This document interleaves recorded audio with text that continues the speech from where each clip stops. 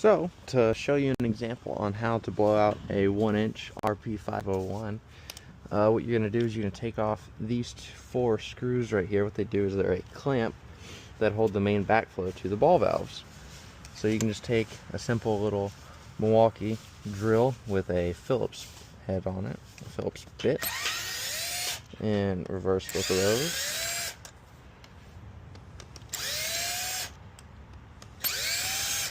And you see the bottom part is going to come out right there.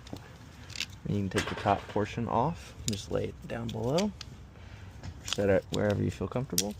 And what you do is you can just separate the main backflow from the ball valves. And then I went ahead and I'm going to set this somewhere where dirt doesn't get in it, so it doesn't cause any problems. This right here is check 1, check 2. Water goes in this way, and if you don't know which way the water goes into this, there are arrows conveniently placed on the backflow. And then take this right here. This is an adapter. We have a 3D printed one that you can just put a 1-inch 90 smack it onto. Make it super simple. And you put this little guy on. There's a little, you'll see there's a little grooves right here for you to be able to match up to that. You put this on. And then for blowing out purposes, we really just place one of these on the bottom just to hold that together, make sure it doesn't come off and, you know, flood this area. So the reason we're flushing it out and running a big pipe to it is so we don't flood these ditches that are being dug by the irrigators here.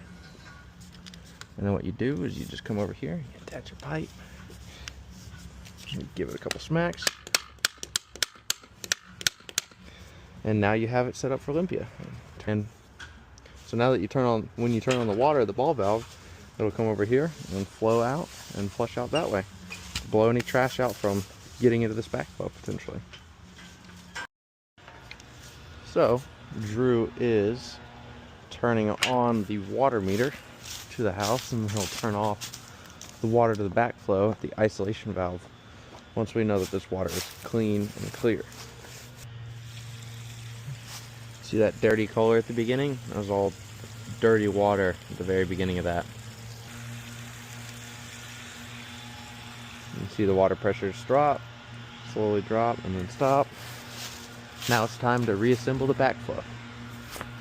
Now that you have flushed out your backflow, what you can do is reassemble the backflow. What you're going to do when you're reassembling your backflow, you have your supply leg, which is shown because of test cock number 1. And you're going to put your backflow back together. And the way you can know how to put your backflow back together is you have these arrows. You can see it right there on the top of the backflow right here. There's an arrow. That's an arrow. And there are 2 pointing to go this way. That means the water flow needs to go this way. And in which it is. This is where the water is coming from. This is the supply leg. What I'm going to do is put this one on, just put the bottom half piece on it. Make sure when you push it together, they seat all the way. Yeah, you see that come together a little bit better. So put this piece on right here. And put the top piece on. And this top piece on.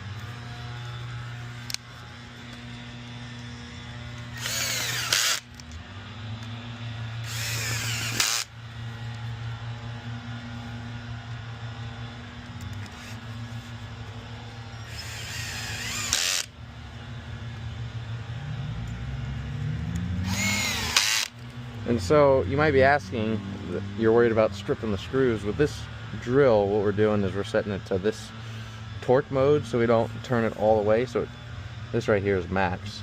You don't want to turn it all the way to full torque and potentially strip out the plastic within there, because then they wouldn't hold as tight.